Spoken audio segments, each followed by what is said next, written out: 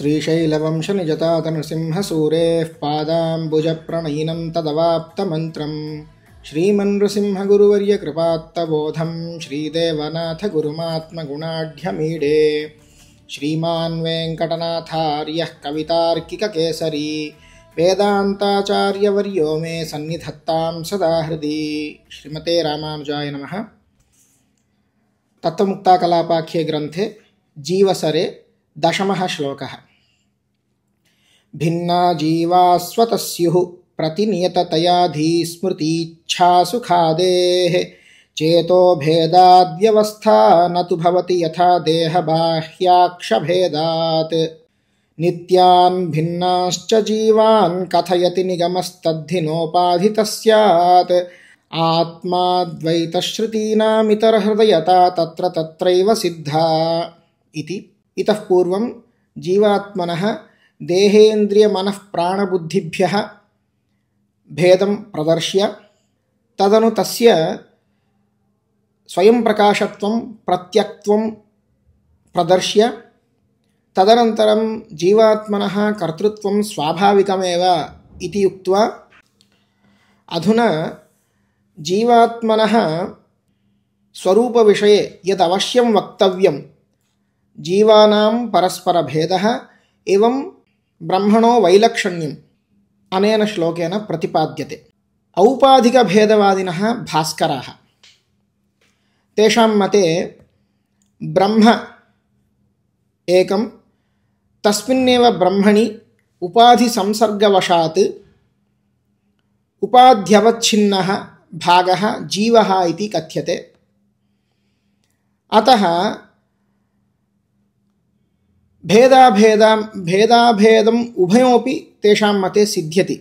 यथा आकाशः एक एव उपाधिभेदेन घटाकाशः मठाकाशः इति भिन्नत्वेन प्रतीयते, एवम् उपाधीनां नाशे तावत् आकाशः एक एव इति यथा व्यवहारः दृश्यते, तद्वत् ब्रह्म एकं, तस्मिन्नेव ब्रह्मणि उपाधिसंसर्गवशात्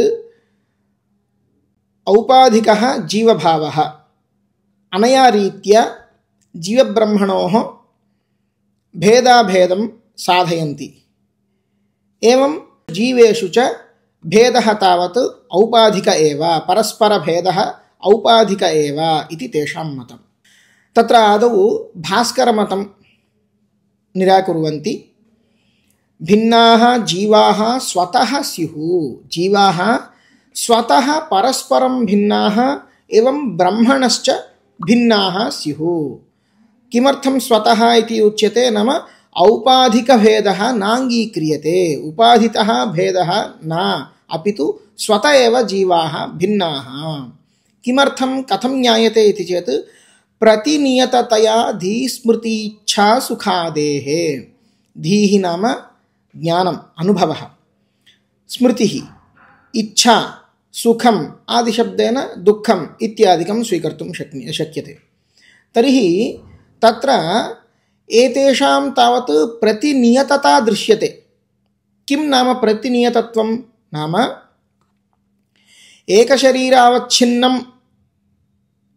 एकशरीरावच्छिन्नस्य अनुभवस्य इतरशरीरावच्छेदेन मम अनुभवः इति अगृह्यमाणत्वं यदस्ति तदेव प्रतिनियतत्वम्। उदाहरणार्थं देवदत्तस्य यः अनुभवः, सः किं कथयति? अयं मम अनुभवः, स्वानुभवः इति कथयति। तमेव अनुभवं यज्ञदत्तादयः मम अनुभवः इति न कथयन्ति, अपि तु अयम् अनुभवः देवदत्तस्य इति। एवं रूपेण बुद्धिः, स्मृतिः, इच्छा, सुखम् इत्यादिकं सर्वमपि व्यवस्थितरूपेण उपलभ्यन्ते। तत्तच्छरीरावच्छेदेनैव तत्तज्जीवनिष्ठतया उपलभ्यन्ते उत ज्ञायन्ते। अतः धीस्मृतीच्छासुखादेः प्रतिनियततया जीवाः परस्परं भिन्नाः इति। एवं ब्रह्मणश्च भिन्नाः। पुनः अत्र मायावादी एवं पूर्वपक्षं करोति, चेतोभेदाद्व्यवस्था न तु भवति यथा देहबाह्याक्षभेदात्। यथा देहभेदात् वा उत बाह्येन्द्रियभेदात् वा आत्मभेदः वक्तुं न शक्यते, तथा धीस्मृतीच्छासुखादीनां प्रतिनियतत्वं यदस्ति तत् चेतोभेदादेव वक्तुं शक्यते खलु। तेन आत्मभेदः नाम जीवपरस्परभेदः, जीवानां परस्परभेदः कथम् अवगम्यते इति प्रश्नः। अयमाशयः यथा पुराणादिषु दृश्यते, कश्चन शौभरी नामकः ऋषिः सकृतेव 60 शरीराणि स्वीकृत्य तस्य कर्मानुभवं सः अनुभवति इति। तर्हि तथा एक एव आत्मा भिन्नानि शरीराणि स्वीकर्तुं शक्नोति, शरीरभेदेपि आत्मभेदः नास्ति। एवं पूर्वमेव निरूपितं, यत् चक्षुर्भ्यां पश्यामि तदेव हस्ताभ्यां स्पृशामि इति प्रत्यभिज्ञया इन्द्रियाणां भेदे सत्यपि आत्मा एक एव इति उच्यते। तथा शरीराणां भेदात् उत बाह्येन्द्रियाणां भेदात् यथा आत्मभेदः वक्तुं न शक्यते, तद्वत् धीस्मृतीच्छासुखादीनां प्रतिनियततया जीवभेदः वक्तुं न शक्यते। किमर्थम्? एतेषां तावत् प्रतिनियतत्वं चेतोभेदादेव वक्तुं शक्यते। नाम मायायाः परिणामरूपं यत् अन्तःकरणं, तद्वशादेव एक एव आत्मा अस्ति चेदपि अन्तःकरणानां भेदेन तत्र तत्तदन्तःकरणावच्छिन्ने चैतन्ये धीस्मृतीच्छासुखादीनां प्रतिनियतत्वम् उपलब्धुं शक्यते खलु। तर्हि तेन जीवभेदः कथं साधयितुं शक्यते इति प्रश्नः। एवं पृष्टे तत्र उच्यते, नित्यान् भिन्नाश्च जीवान् कथयति निगमस्तद्धि नोपाधितः स्यात्। निगमः कथयति, वेदः कथयति, श्रुतिः वदति। किं वदति? नित्यान् भिन्नाश्च जीवान्, जीवानां स्वरूपं नित्यम्, एवं ते च परस्परं भिन्नाः इति श्रुतिः कथयति। नित्यो नित्यानां चेतनश्चेतनानाम् एको बहूनां यो विदधाति कामान् तमात्मस्थं येनु पश्यन्ति धीरास्तेषां सुखं शाश्वतं नेतरेषाम् इति। तर्हि तत्र नित्यः एकः चेतनः यः परमात्मा, अन्येषां चेतनानां नित्यानां बहून् कामान् यः विदधाति परमात्मा इति कथयति। एवं तादृशस्य परमात्मनः ज्ञाने सति उपासनेनैव शाश्वतं सुखं नाम अपुनरावर्तिरूपः मोक्षः सिद्ध्यति इति उपनिषत् कथयति। अनेन श्रुतिवचनेन जीवानां परस्परभेदः अवगम्यते। पुनः तत्र न अयञ्च भेदः यः श्रुत्युक्तः स च औपाधिकः इति स्वीकर्तुं शक्यते खलु इति वक्तुं न शक्यते। किमर्थं? न विधौ परशब्दार्थः इति न्यायात्। विधौ नाम विधिवाक्येषु नाम अपूर्वार्थबोधकवाक्येषु परः अमुख्यार्थः न वक्तव्यः इत्यर्थः। अपूर्वार्थबोधकवाक्येषु नाम तत्त्वबोधकवाक्येषु यदि शक्यार्थं त्यक्त्वा शक्यार्थं परित्यज्य लक्ष्यार्थस्य अङ्गीकारः स्यात्, तर्हि यत्र कुत्रापि तत्त्वस्य याथात्म्यम् अवगन्तुमेव न शक्येत। अतः अनया श्रुत्या यः जीवभेदः परस्परभेदः उच्यते सः स्वरूपतः स्वत एव न तु औपाधिकः भेदः। तदेव तृतीयपादेन उच्यते, नित्यान् भिन्नाश्च जीवान् कथयति निगमः तद्धि नोपाधितः स्यात्। तत् भेदः न हि उपाधितः स्यात्। किमर्थं? न विधौ परशब्दार्थः इति न्यायात्। तत्र लक्ष्यार्थस्य अमुख्यार्थस्य स्वीकार अयोग्यत्वात्। तर्हि पुनः एका शङ्का, श्रुतौ तत्र सामानाधिकरण्यनिर्देशः दृश्यते खलु तत्त्वमसि श्वेतकेतो सर्वं खल्विदं ब्रह्म इति। तर्हि तत्र सामानाधिकरण्यं कथम् उपपद्यते इति चेत् तदेव उच्यते आत्माद्वैतश्रुतीनाम् इतरहृदयता आत्माद्वैतश्रुतीनां ब्रह्मणा सह जीवस्य ऐक्यम् उत जगद्ब्रह्मणोः ऐक्यं वा यत्र यत्र श्रूयते तत्र इतरहृदयता नाम तत्र परस्पर सामानाधिकरण्यं तावत् शरीरशरीरिभावेन यथा खण्डः गौः मुण्डः गौः इति रूपेण यथा सामानाधिकरण्यम् उच्यते शरीरस्य एवं तदन्तर्यामिणः आत्मनश्च तद्वत् तत्त्वमसि इत्यादि स्थलेषु निर्वाहः कर्तव्यः। एवं जगद्ब्रह्मणोः ऐक्यं सर्वं खल्विदं ब्रह्म इत्यादि स्थलेषु उपादान उपादेय रूपेण तत्रापि मृद्घटः इतिवत् ऐक्यं वक्तुं शक्यते। एवं रूपेण जगद्ब्रह्मणोः ऐक्यप्रतिपादक श्रुतिभिः जीवानां परस्परभेदः एवं ब्रह्मणोः वैलक्षण्यं च जीवस्य नास्ति इति कथनम् अयुक्तम् इति आचार्याणाम् आशयः। तत्त्वमुक्ताकलापम् अने ग्रन्थंलो जीवसरंलो पदव श्लोकं भिन्ना जीवा स्वतः स्युः प्रतिनियततयाधी स्मृतीच्छा सुखादेः चेतो भेदाद्व्यवस्था न तु भवति यथा देहबाह्याक्षभेदात् नित्यान् भिन्नाश्च जीवान् कथयति निगमस्तद्धि नोपाधितः स्यात् ఆత్మాద్వైతశ్రుతీనామితరహృదయతా తత్ర తత్రైవ సిద్ధా అని. ఇంతకు ముందు శ్లోకాల్లో జీవాత్మస్వరూపం దేహము కంటే వేరైనది, అలాగే ఇంద్రియ మనః ప్రాణ బుద్ధి వీటి కంటే వేరైనది అని నిరూపించి ఆ తర్వాత ఈ జీవస్వరూపం స్వయం ప్రకాశం, అలాగే ప్రత్యక్ వస్తువు అని స్థాపించి ఆ తర్వాత ఈ జీవుడికి ఉన్నటువంటి కర్తృత్వం స్వతసిద్ధం, స్వతహా ఈ జీవుడికి కర్తృత్వం ఉంటుంది అని చెప్పి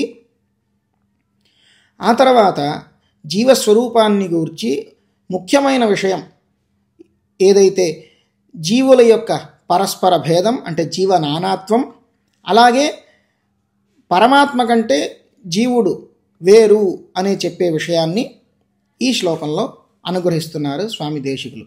ఈ శ్లోకంతో భాస్కరుల పక్షమైనటువంటి భేదాభేదవాదాన్ని ఖండిస్తున్నారు. భాస్కరుల పక్షం ఏంటంటే ఒకే బ్రహ్మ ఉపాధి సంసర్గవశాత్ అంటే ఉపాధి సంబంధం చేత జీవభావాన్ని పొందుతోంది. అంటే ఎట్లయితే ఒకే ఆకాశం ఘటాకాశం అంటే ఘటంలో ఉన్నటువంటి ఆకాశం, మఠంలో ఉన్నటువంటి ఆకాశం, పటములో ఉన్నటువంటి ఆకాశం అని ఆ అవచ్ఛేదక భేదంతో అంటే ఘటంలో ఉన్నటువంటి ఆకాశం ఇలా ఇలా వేరువేరుగా చూడబడుతోందో ఆ ఉపాధి నాశం వల్ల ఆ ఉపాధి నశించగానే అంటే ఆ ఘటం నశించగానే ఆ ఘటాకాశం పోయి ఒకే ఆకాశం అని తెలుస్తోందో ఆ విధంగా ఉపాధి సంబంధవశాత్ ఈ బ్రహ్మయే జీవభావాన్ని పొందుతున్నాడు. అంటే ఈ ఉపాధి వల్ల జీవుడుగా తెలుస్తున్నాడు తప్పితే బ్రహ్మ జీవుడు ఒక్కటే. జీవబ్రహ్మలు ఇద్దరు కూడా ఇద్దరికి ఐక్యమే అని. తర్వాత ఉపాధివశాత్తు ఏ జీవభావాలు పొందారో ఆ జీవాత్మల్లో కూడా పరస్పర భేదం ఔపాధికం అంటే ఉపాధి సంసర్గవశాత్ ఉపాధి సంబంధ వశం చేత వచ్చిందే తప్పితే స్వతహా భేదం కాదు అని భాస్కరుల మతం. ఆ మతాన్ని ఖండిస్తున్నారు. భిన్నాః జీవాః స్వతః స్యుః. ఈ జీవాత్మలు పరస్పరం భిన్నములు. ఎలాగా? ఉపాధివశాత అంటే కాదు, స్వతః స్వతసిద్ధంగానే స్వరూపతః ఏవ ఈ జీవాత్మలు పరస్పరం భిన్నములు. ఎలా తెలుస్తోంది అంటే ధీస్మృతి ఇచ్ఛా సుఖాదేహే ప్రతినియతతయా. ధీ అంటే జ్ఞానం, అలాగే స్మృతి అంటే స్మరణ, ఇచ్ఛా సుఖం ఆది శబ్దం చేత దుఃఖం మొదలైనటువంటి తీసుకోవచ్చు. అయితే ఇవన్నీ ప్రతినియతంగా అంటే వ్యవస్థ సువ్యవస్థంగా తెలుస్తున్నాయి. ఎలాగా? ఇప్పుడు ఒక దేవదత్తుడు అనే ఏ శరీరాన్ని మనం పిలుస్తామో ఆ శరీరావచ్ఛేదేన ఆ శరీరంలో ఉన్నటువంటి జీవుడు ఈ జ్ఞానం నాకు కలిగింది అని చెప్పినప్పుడు వేరే శరీరావచ్ఛేదేన వేరే శరీరాల్లో ఉన్న జీవులు ఆ జ్ఞానాన్ని తన జ్ఞానంగా చెప్పలేరు. మనం చూస్తున్నాం కదా లోకంలో. నాకు ఘట జ్ఞానం కలిగింది అని నేను చెప్పినప్పుడు ఇంకొకడు ఈ జ్ఞానాన్ని తన జ్ఞానంగా చెప్పలేడు. అలాగే నాకు సుఖం కలుగుతోంది అని చెప్పినప్పుడు ఇంకొక జీవుడు ఆ శరీరాల్లో ఉన్నటువంటి జీవుడు నా సుఖం అని చెప్పలేడు. అంటే ఆ శరీరంలో ఉన్నటువంటి జీవులకి మాత్రమే ఆయా సుఖములు, దుఃఖములు, జ్ఞానము, ఇచ్ఛ అంటే కోరిక ఇవన్నీ తెలుస్తున్నాయి, కలుగుతున్నట్టు తెలుస్తున్నాయి. కాబట్టి ఈ జీవాత్మలు పరస్పరం భిన్నములు అని తెలుస్తున్నాయని చెప్తున్నారు. ఇక్కడ పూర్వపక్షి ధీస్మృతి ఇచ్ఛాది భేదముల వల్ల ఇవి ప్రతినియతంగా ఉండటం వల్ల జీవభేదం అని చెప్తున్నా కదా, అలా చెప్పడం కుదరదు. ఏ చేతోభేదాద్ వ్యవస్థ. ఎలా అయితే మాయా పరిణామమైనటువంటి అంతఃకరణం అంటే అద్వైతుల మతంలో అంతఃకరణం, ఈ అంతఃకరణం వల్లే ఒకే ఆత్మ అయినప్పటికీ ఈ అంతఃకరణములు వేరువేరుగా ఉండటం వల్ల ఆయా అంతఃకరణావచ్ఛిన్న చైతన్యం ఏదైతే ఉందో, ఆత్మ ఏదైతే ఉందో, ఆయా అంతఃకరణావచ్ఛిన్న చైతన్యంలో ఈ సుఖాలు జ్ఞాన, స్మృతి, ఇచ్ఛ, సుఖ దుఃఖములు వేరువేరుగా తెలియచ్చు కదా. దానివల్ల ఆత్మభేదం ఎలా చెప్పగలం? ఎలా అయితే అనేక శరీరములు ఉన్నప్పటికీ, బాహ్య ఇంద్రియములు అనేకములుగా ఉన్నప్పటికీ ఆత్మ ఒకటే అని తెలుస్తుందో, అలాగే ధీ స్మృతి ఇచ్ఛా సుఖాదులు, జ్ఞాన, స్మృతి, ఇచ్ఛా సుఖాదులు ఏవైతే ఉన్నాయో ఇవి వేరువేరుగా తెలిసినంత మాత్రాన ఆత్మలు వేరు అని చెప్పడం కుదరదు. అంటే అతని అభిప్రాయం ఏంటంటే, పురాణాల్లో శౌభరి అనే ఋషి తన యొక్క కర్మానుభవమును 60 జన్మలకు సరిపడ కర్మానుభవమును ఒకేసారి 60 వేరువేరు శరీరాలని ధరించి ఒకేసారి తన కర్మని అనుభవించాడు అని చెప్తారు. అయితే ఇక్కడ ఆ శౌభరి అనే జీవుడు ఒకడే అయినప్పటికీ వేరువేరు శరీరాలు ఒకేసారి ధరించాడు. వేరువేరు శరీరాలు ధరించినంత మాత్రాన ఈ జీవులందరూ వేరు అని చెప్పడానికి లేదు కదా. 2, మన శరీరంలోనే చక్షురింద్రియం వేరు, అలాగే కర్మేంద్రియాలు అన్నీ వేరు. ఇలా వేరుగా ఉన్నప్పటికీ ఈ కంటితో చూసినదే నేను చేతులతో స్పృశిస్తున్నాను అని చెప్పడం వల్ల, ఈ ప్రత్యభిజ్ఞ వల్ల ఇంద్రియాలు వేరైనప్పటికీ ఆ ఇంద్రియాల ద్వారా జ్ఞానం కలుగుతుంది ఎవరికో, ఆ జీవాత్మ ఒకడే అని ఎలా అయితే చెప్పగలమో, అలాగే ఈ ధీ స్మృతి ఇచ్ఛా సుఖాదులు ఏవైతే వేరువేరుగా ప్రతినియతంగా తెలుస్తున్నాయో అంత మాత్రాన జీవభేదం చెప్పడానికి కుదరదు. మరి ఈ ధీ స్మృతి ఇచ్ఛాధికములు వేరువేరుగా తెలుస్తున్నాయంటే దానికి వ్యవస్థ ఎలాగా, దానికి ఉపపత్తి ఎలాగా అంటే అంతఃకరణ భేదేన, మాయా పరిణామమైన అంతఃకరణం ఏదైతే ఉందో ఒకే ఆత్మ అయినప్పటికీ ఆ అంతఃకరణం వేరువేరుగా ఉండటం వల్ల ఆయా అంతఃకరణావచ్ఛిన్న చైతన్యంలో ఇవి తెలుస్తున్నాయి అని చెప్పొచ్చు. అంతటి మాత్రాన జీవభేదం చెప్పడానికి కుదరదు అని పూర్వపక్షి సందేహిస్తే దానికి మళ్ళీ తృతీయ పాదంలో సమాధానం చెప్తున్నారు. నిత్యాన్ భిన్నాశ్చ జీవాన్ కథయతి నిగమస్తద్ధి నోపాధిత స్యాత్. శృతి అంటే వేదం, ఉపనిషత్తులు ఈ జీవులు నిత్యులు, అలాగే పరస్పరము భేదము కలిగిన వాళ్ళు అని చెప్తోంది. నిత్యో నిత్యానాం చేతనశ్చేతనానామేకో బహూనాం యో విదధాతి కామాన్ తమాత్మస్థం ఏను పశ్యంతి ధీరాస్తేషాం సుఖం శాశ్వతం నేతరేషాం అని శృతి చెప్తోంది. ఈ శృతి వల్ల ఏం తెలుస్తోంది? నిత్యానాం చేతనానాం యహ ఏకః నిత్యః చేతనః కామాన్ విదధాతి. ఈ నిత్యములైనటువంటి చేతనములైనటువంటి జీవాత్మలకు ఏ ఒక్క చైతన్యం కలిగిన వాడు, నిత్యుడు అయినటువంటి పరమాత్మ అన్ని కోరికలని తీరుస్తాడో అతన్ని తమ ఆత్మస్థం, అతన్ని తన అంతర్యామిగా ఎవరైతే తెలుసుకుంటారో వాళ్ళకి శాశ్వతమైన అపునరావృత్తి లక్షణమైన మోక్షం సిద్ధిస్తుంది. నా ఇతరేషాం, వేరే వాళ్ళకి మోక్షం కలగదు, వేరే వాళ్ళకి కాదు అని ఈ ఉపనిషత్ చెప్తోంది. ఇలా దీనివల్ల ఏం తెలుస్తోంది? జీవాత్మలు పరస్పరం భేదం, జీవాత్మలో పరస్పరం భేదం, అలాగే జీవుడికి పరమాత్మకి కూడా వైలక్షణ్యం అని తెలుస్తోంది. మరల పూర్వపక్షి ఈ శృతి చెప్పినటువంటి భేదం ఏదైతే ఉందో అది యథార్థం తీసుకోవడానికి లేదు. ఆ భేదం ఔపాధికం, ఉపాధి వల్లే ఆ భేదం అని తీసుకోవచ్చు కదా, అలా అర్థం చెప్పొచ్చు కదా అని అంటే అక్కడ నవిధౌ పరశబ్దార్థ అని న్యాయం. విధౌ అంటే విధివాక్యం, అంటే అపూర్వార్థబోధక వాక్యం ఏదైతే ఉందో, అంటే మనకి ఇతర ప్రమాణముల చేత తెలుసుకోలేని విషయాన్ని బోధిస్తున్న వాక్యం ఏదైతే ఉందో, అపూర్వార్థబోధకమైన వాక్యం, ఆ వాక్యంలో పరహ అంటే అముఖ్యం శక్యార్థాన్ని విడిచిపెట్టి ఇతర లక్ష్యార్థములు, గౌణార్థములు తీసుకోకూడదు అని ఈ న్యాయం చెప్తుంది. అలా ఆ న్యాయం వల్ల ఈ శృతి చెప్పినటువంటి భేదము స్వతసిద్ధ స్వరూపత భేదమే తీసుకోవాలి తప్ప ఔపాధిక భేదాన్ని తీసుకోకూడదు. ఏం అలా తీసుకోకూడదు అంటే తత్వప్రతిపాదకమైనటువంటి వాక్యములలో ఒకవేళ అముఖ్యార్థములను తీసుకొని నిర్వాహం చేసినట్లయితే ఇదమిత్తమని తత్వం యొక్క యాథాత్మ్యం ఎప్పటికీ మనకి తెలియదు గనక. అందుకే నిత్యాన్ భిన్నాశ్చ జీవాన్ కథయతి నిగమః తత్ ఉపాధితః నహి స్యాత్. ఆ భేదం ఏదైతే శృతి చెప్తోందో అది ఉపాధి వల్ల కాదు కదా అని చెప్తున్నారు. ఎందుకు? నవిధౌ పరశబ్దార్థాన్ని న్యాయం చేత అక్కడ ఏదైతే శృతియుక్త భేదం ఏదైతే ఉందో అది యథార్థం, అంటే స్వతసిద్ధం, స్వరూపసిద్ధం భేదమే అని. తర్వాత మరల శంక. అయితే చాలా ఉపనిషత్తుల్లో జీవబ్రహ్మలకు ఐక్యం చెప్పబడింది, ఈ జగత్తుకి బ్రహ్మకి ఐక్యం చెప్పబడింది.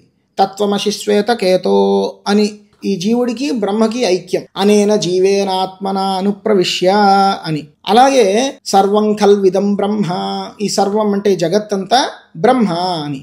మరి ఇలాంటి అద్వైత బోధక శృతులు ఏవైతే ఉన్నాయో మరి వాటి సంగతి ఏంటి అని అంటే అక్కడ ఆత్మాద్వైత శృతీనాం ఇతర హృదయత.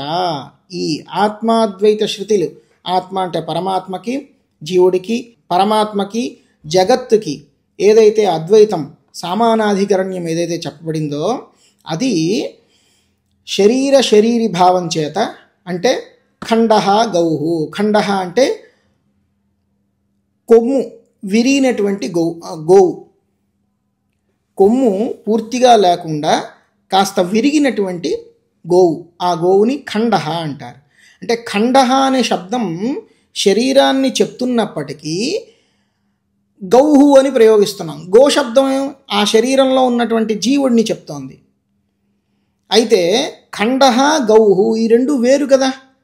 మరి రెండు వేరైనప్పటికీ సామానాధికరణ్యం ఎలా ప్రయోగిస్తామంటే ఆ శరీరంలో అంతర్యామిగా విడదీసి చూపించటానికి వీలు కానటువంటి విధముగా కలిసి ఉన్నాయి కాబట్టి, అపృథక్ సిద్ధంగా ఉన్నాయి కాబట్టి ఖండః గౌహు అని సామానాధికరణ్య ప్రయోగం ఎలా అయితే లోకంలో చేస్తున్నామో అలాగే తత్వమసి అంటే ఈ పరమాత్మ సకల చేతన వస్తువుల్లో అంతర్యామిగా ఉండటం వల్ల ఈ జీవాత్మ బోధక శబ్దాలన్నీ కూడా అంతర్యామిగా ఉన్న పరమాత్మ పర్యంతం అర్థాన్ని తెలియచేస్తాయి కాబట్టి ఆ సామానాధికరణ్యం శరీరీ భావంతో నిర్వాహం చేసుకోవాలి. అలాగే సర్వం ఖల్విదం బ్రహ్మ ఈ స్థలంలో శరీరీ భావం చేత చేయొచ్చు, లేదంటే ఉపాదేయ భావం. ఎలా అయితే మన్ను ఘటము అని ప్రయోగం చేస్తున్నాము, ఘటానికి ఉపాదానం ఏంటి? మన్ను. అయితే ఉపాదానమునకు అలాగే ఉపాదేయమైనటువంటి ఘటమునకు ఎలా అయితే సామానాధికరణ్య ప్రయోగం చేస్తున్నామో అలాగే జగద్బ్రహ్మలకు కూడా సామానాధికరణ్యం సిద్ధిస్తుంది. అదే 4వ పాదంలో చెప్తున్నారు, ఆత్మాద్వైతశ్రుతీనాం ఇతర హృదయత తత్ర తత్రైవ సిద్ధ. ఆయా ప్రకరణముల్లో ఆయా శరీరభావం చేత కానీ లేదంటే ఉపాదేయ భావం చేత కానీ బ్రహ్మ తదితర వస్తువులకి ఏదైతే సామానాధికరణ్యం అద్వైతం ఏదైతే చెప్పబడిందో అలా నిర్వాహం చేసుకోవాలి. కవితార్కిక సింహాయ కళ్యాణ గుణశాలినే శ్రీమతే వెంకటేశాయ వేదాంత గురవే నమః. శ్రీమతే రామానుజాయ నమః.